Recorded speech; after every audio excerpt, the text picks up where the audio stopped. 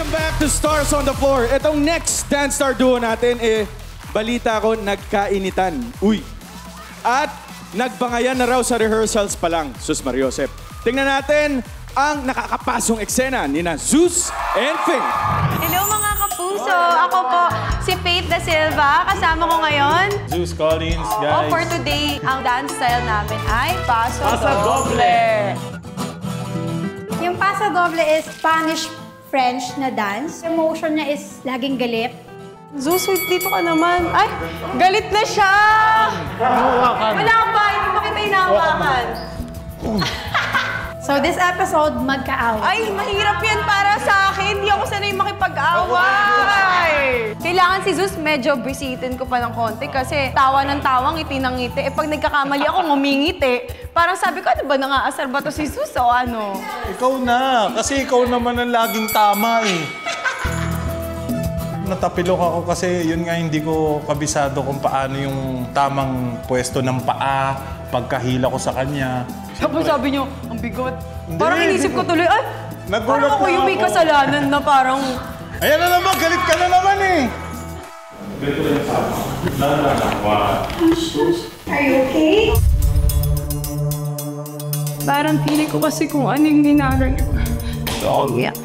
Feeling ko kasi kung ano yung inaral ko, yun na dapat. Pero syempre hindi naman ganun talaga, di ba? We have to be open with change. Kasi nga, sa change na yun, mas magiging maganda yung magagawa namin. Kailangan ko lang mag-focus. I'm just really frustrated with myself. Let's go!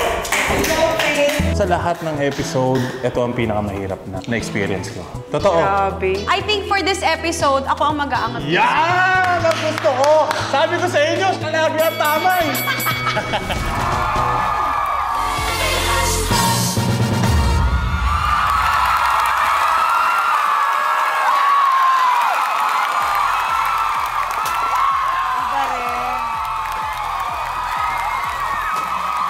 Pwede nang pumasok.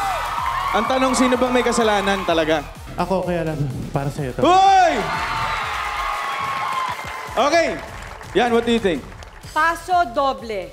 Isa sa pinakamahirap sayawin kasi may kasamang emotion. Yeah. So nakita ko at malinaw sa akin kung anong gusto nilang ipaliwanag sa kwento ng pagsasayaw nila. Mag-LQ, nag-away, pero tinanggap pa rin ng lalaki ang babae. Ang ganda!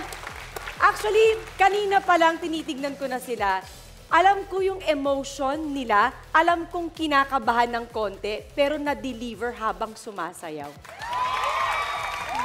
Ang ganda ng flow. Pag pinapanood ko kayo, kinikilig ako. Ha? Ha? Ha?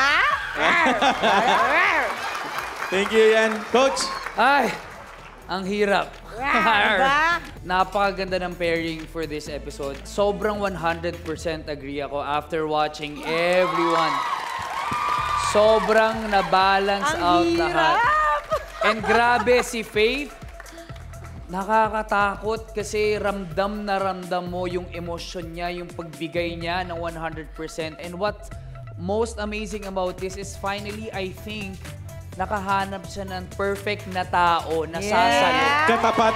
Nakahanap ng katapat, coach. Ng katapat, ng enerhiya na yon. And si Faith kasi when she dances, full 100% committed siya. And sometimes nakaka-overpower siya eh. Pero si Zeus sabi niya, no, I got you.